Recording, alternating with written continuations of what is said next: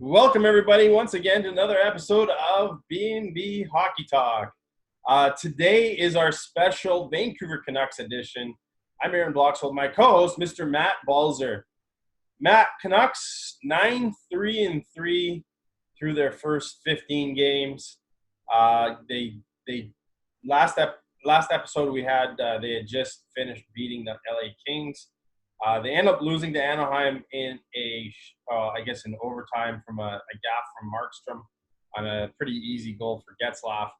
They destroy the Sharks in San Jose. They come home and they play the defending Stanley Cup champions in a very hard physical game last night that they ended up being able to tie but then lost in overtime.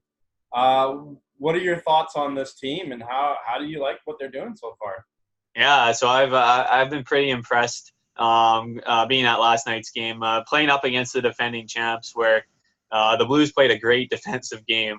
I'll give them that. Guys like Colton Parayko was like a guy that really stood out to me, and then Binnington in net was very impressive. But to go against these big teams, especially like the Blues, and match them with the physicality of that game. And then you go against the Sharks, where you're playing against a lesser team by this year, and just totally dominate from start to finish, especially that Sharks game. And Anaheim was a game where they were controlling the play, but they ran into a hot goalie in John Gibson. But they were able to, just like in that Blues game, they were able to stick with it, get that late goal, and then at least get a point in overtime. And, of course, Markstrom in both of those games. That Anaheim game, he wasn't busy, but he came up with some pretty key stops to keep the Canucks in the game and at least get to extra time in both of those games. Somebody once told me that a good team learns how to control their losses. And I think the Canucks have done well doing that this year. I mean, the last two losses that they have, both they got to overtime, so they still get a point in the standings, which really helps in today's NHL. Especially with the way things are and how tight it is in that Pacific Division. I think when I looked earlier, it was 3 points separate first to sixth. So it's super tight in the Pacific Division. I don't think a lot of people had Edmonton, Vancouver, Arizona, or even Anaheim in that conversation. But, hey, the Pacific Division's doing quite well right now. To me, it's only a matter of time before a couple of the teams' bottom falls out on them. I'm not sure which teams those are. I'm going to guess Anaheim and potentially Edmonton, maybe Arizona. I'm not sure, but Edmonton's just really relying on their top line. But Vancouver, I think, is showing their depth. They were able to, against San Jose, you saw what a difference their depth made in that game where lines 3 and 4 were so superior to San Jose's third and fourth lines. Yeah, because I was really impressed with Virtanen, the Virtanen-Sutter-Levo line last night. I thought Jake actually probably had one of his best games of the season, even though he didn't get on the score sheet. He had a nice post there in the third. And Levo, his engine just keeps on going. He was all over the puck if he didn't have it. And then he created a couple nice scoring chances. Sutter had that nice short-handed chance in the third period there. And I'll give Sutter credit. He's actually been doing way better than I thought he was. And I think a little bit is that Green sort of gone a little bit away from him using him as a matchup centerman. Usually they go with the Beagle and Horvat lines for those types. And that's freed him up offensively because he now has 5 goals, 8 points on the season, which is way better than what he did last year. So, question for you: would you trade Brandon Sutter right now? Well, as of right now, I wouldn't. Though I'd still, in the long term, I think I would. Buy low, sell high, right? Sell him now while he's hot. Get the most out of it. Yeah, because I still like Gaudette as that third line center eventually. Like I still think right now Gaudette's sort of still up and down in the way that he played, because he played really well in Anaheim, and then San Jose he had a decent game, but then last night his play sort of dropped a little bit. But when you have a guy like that, like Jay Beagle, that's actually playing pretty well, even though on that Bozak goal he totally stopped skating and let Bozak skate in the net, but. Well, that to me was just a mix-up between him and Jordy Ben. in their D-zone coverage. But yeah, for me, I personally I wouldn't trade Sutter, even though a lot of fans would say now's the time. I mean, I keep hearing the Canucks are in the works for moving a forward or two still because they have lots of them, especially with Barchi now up with the team. They still have a lot of depth. I mean, they still have Antoine Roussel coming back later in December. But for me, Sutter does so many little things right, and him and Beagle, man, they are just deadly on that penalty kill. Oh yeah, it's just like the PK just continues to roll. They're still third in the league. The power play has been sort of a little bit up and down. Like of course with the Hughes injury in Anaheim, we we all know how big of a significant drop that is when Hughes isn't on the power play. And then last night, they just had a difficult time trying to get in the zone. The Blues were really good blocking those zone entries, and they just couldn't really get anything going with the man advantage. 5-on-5, the Canucks I thought were really good, especially that Lotto line with Pettersson, Miller, and Besser. Like those guys, man, they are something to watch every game. Just By the puck. the way, if people don't know who the Lotto line is, it's top line Besser. I'm gonna say it in order: Besser, Yeah. Pettersson, and then Miller. And the reason is their numbers on their back. Besser's number 6, Pettersson's number 40, Miller's number 9, aka the 649 line. Like, yeah, it's just like I'm actually impressed. Like, it took me a little bit when somebody wrote that. It's just like they just said like, oh, the Lotto line is like just think it out or whatever.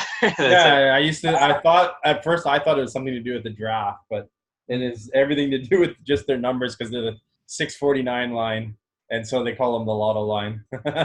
But yeah, their puck possession on 5-on-5 in the offensive zone is like rarely do they get trapped for long periods in their own zone. Like it's just they just go and they move that puck around in the offensive zone. JT Miller continues. He's a player. I'm liking that trade even more every single week that goes by. Absolute motor out there. He was getting it done on both ends of the ice, offensively, defensively, especially late in the third period. He had that huge hit on O'Reilly, and then right before the buzzer, he blocked a Colton Parayko slap shot point blank, which I'm like, you got to have a lot of balls or whatever to do that, to take that right off the foot. And then, yeah, it's just, and then of course it's just like this again, the overtime there in the St. Louis game, the unlucky break that led to that 3-on-0. The Canucks did something interesting where they used 4 defensemen in overtime. They went Tanev, Hughes, Edler, then Myers, which I boggled my mind a little bit. Like I know Tanev went for a really quick shift to start overtime, and then Hughes was out there for quite a bit. And then Edler had a quick shift, and then I thought maybe Tanev was hurt, and that's why they did it. Yeah, it's just like. But overall, those 6 defensemen, have we seen such a deep defense in a while? Because I was thinking about it. I heard a fan the other day say if one of the 6 guys go down, like Edler, Tanev, Hughes, that defense is screwed. But I'm like, you know what? No, because I think Jordy Ben and Troy Stetcher can play so much more if they needed to be. And that proved it in both the Anaheim and San Jose game where they played most of the game with 5 defensemen in both games.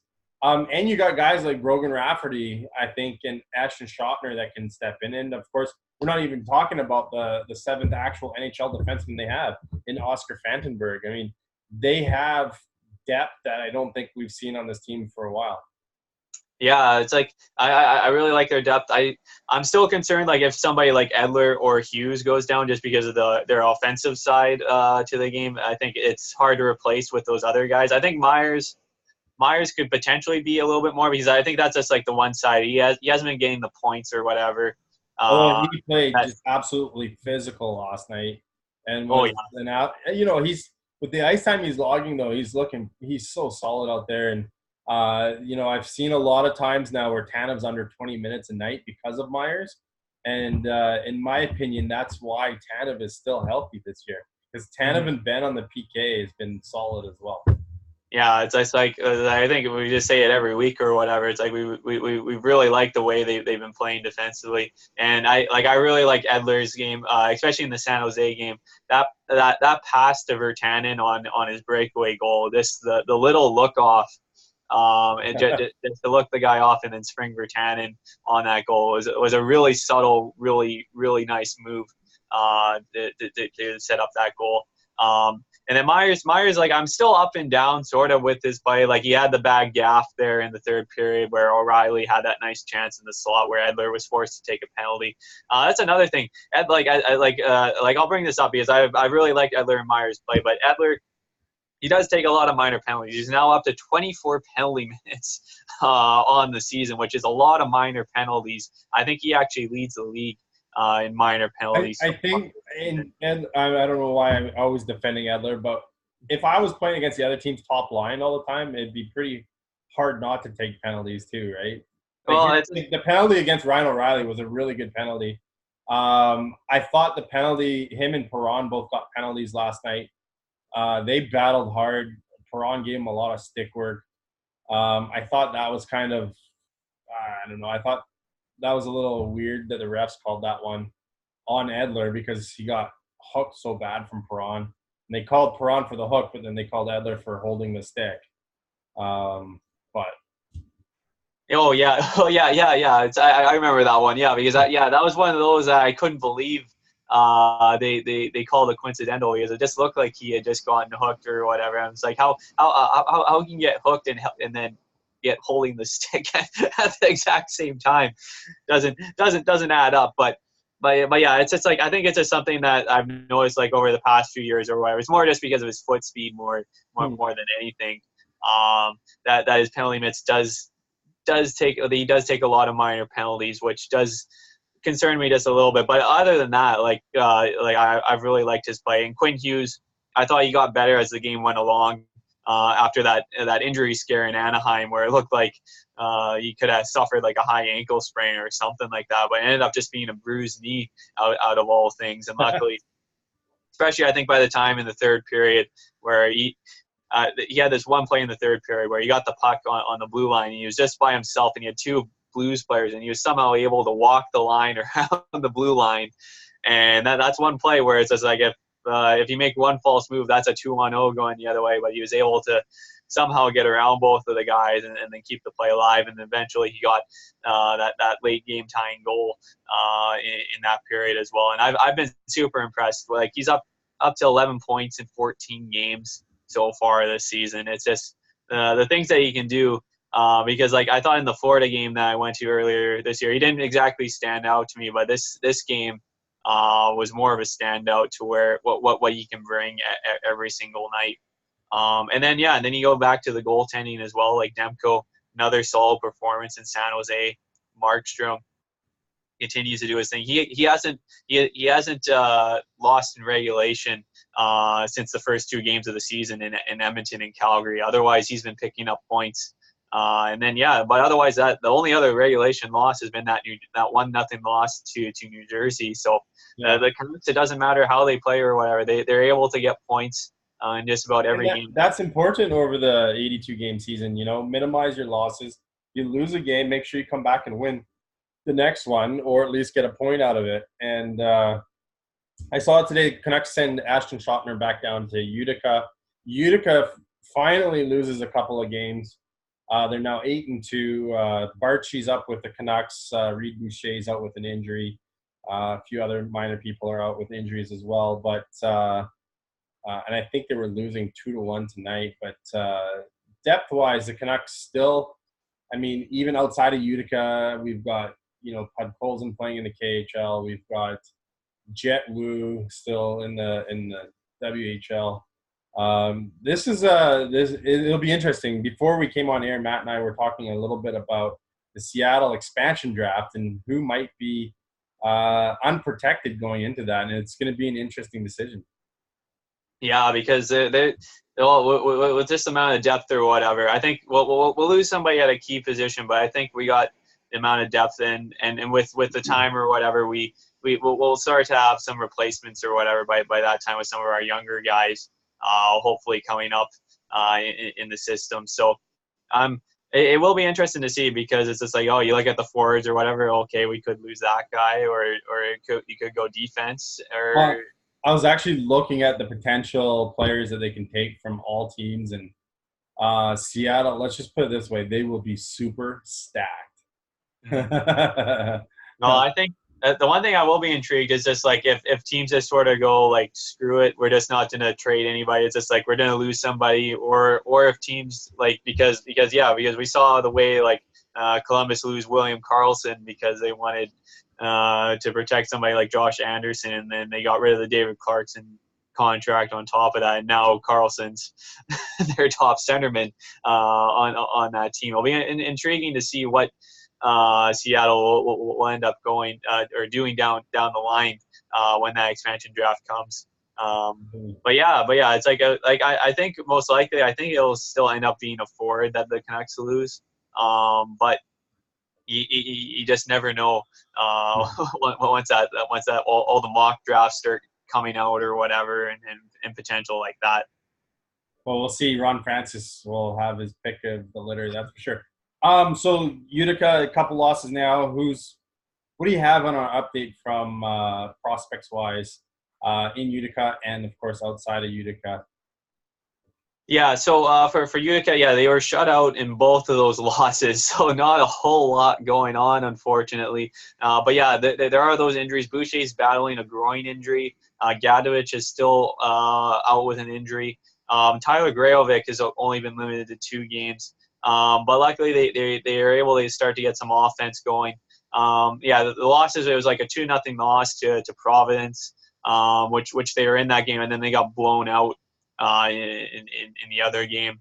But yeah, otherwise, like, yeah, there isn't too much to update when nobody's scoring or whatever. It's just that hopefully, like, you would hope when they lose guys, some of their bigger scorers like Boucher and Barici, that some of the other guys will still be able to step up, and that's where we'll see where these prospects are out, like with guys like Cole Lind and like that. It's like how much are they relying on those NHL caliber guys that are playing, and how they can build off of that. What about outside of Utica? You got something on Petrus Palmu and Jack Rathbone.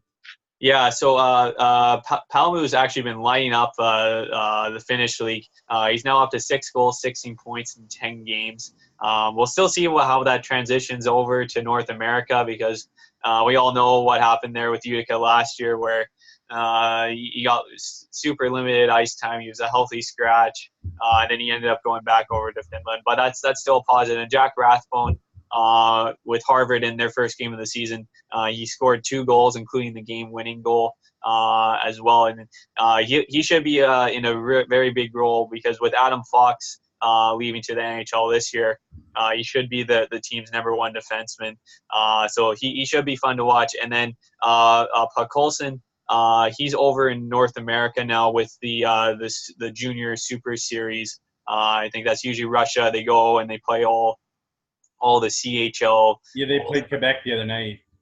Yeah, so that's he did survive an injury scare. He did get a break where he drove hard to the net and ran into the post, and he had to be helped off the ice. But by all accounts, I believe he's still healthy. So, but that'll be something to keep an eye on and to watch those games as well, especially now that he's playing with players at his own age, and Yes. then he can show off his skill set a lot more. But otherwise, all the prospects are sort of where they were last week. Other than that, but those were the big 2 standouts. Yeah, and then we got the Canucks' upcoming schedule here. They got back-to-back games on the road. They're in Chicago tomorrow night, and then they fly into Winnipeg. It's a lot of travel, because you got LA, then to Anaheim, San Jose, back to Vancouver, then Chicago, Winnipeg, then back to Vancouver for their homestand. So it's a lot of travel, but at least the Canucks, they've been picking up points in every game. That Chicago game will be big for them to get the 2 points, because Winnipeg, they don't play until Friday, so they'll be getting a well-traveled Canucks team that on the back end of a back-to-back night there. So, but yeah, it'll be intriguing. And then on the injury update, Tyler Mott has been updated out to 4 weeks. Michael Furland is still in concussion protocol, and he did not travel with the team. And as you mentioned earlier, Antoine Roussel, it should be back by late December. We'll get an update, I believe, tomorrow, because he flew into Minnesota to see the specialist on his knee. And he could potentially start practicing soon, but don't expect him back until December. If you took the Canucks' current roster and took Eriksson out of the lineup for Roussel, man, that makes me excited to see. I can't wait to see him in the lineup and what he can bring to this current roster on the Canucks. Because you see him in all the videos after the game. He's with the players. He's in the dressing room. He's at every game. Definitely a guy that's part of the team. So it'll be interesting to see what he'll bring to the table when he's healthy. So. Yeah, and well, I'm hoping Berti gets in next game, because with all the travel and all that, I wouldn't mind seeing him get in the lineup just to switch things up a little bit. And I think he could help boost a little bit to that second power play unit, and give him another offensive option, because I'd rather see that than, like, I think Eriksson only played like a little bit over like 6 minutes last night, so I'd rather just see Berti get some minutes there, and it gives a guy a break here and there, just with all the travel and all that with the team. Well, we'll see what they do, that's for sure. Remember to like and subscribe on our Facebook page, B&B Hockey Talk, or on our YouTube channel. Hit that subscribe button. Leave us your comments below. Let us know what you think about the Vancouver Canucks or about our programming, and we'll respond to you guys. We thank you again for all the love and support. I'm Aaron. He's Matt. We'll be back Friday with our next episode of Around the NHL here on B&B Hockey Talk. Thanks so much for tuning us in, and we'll see you next time.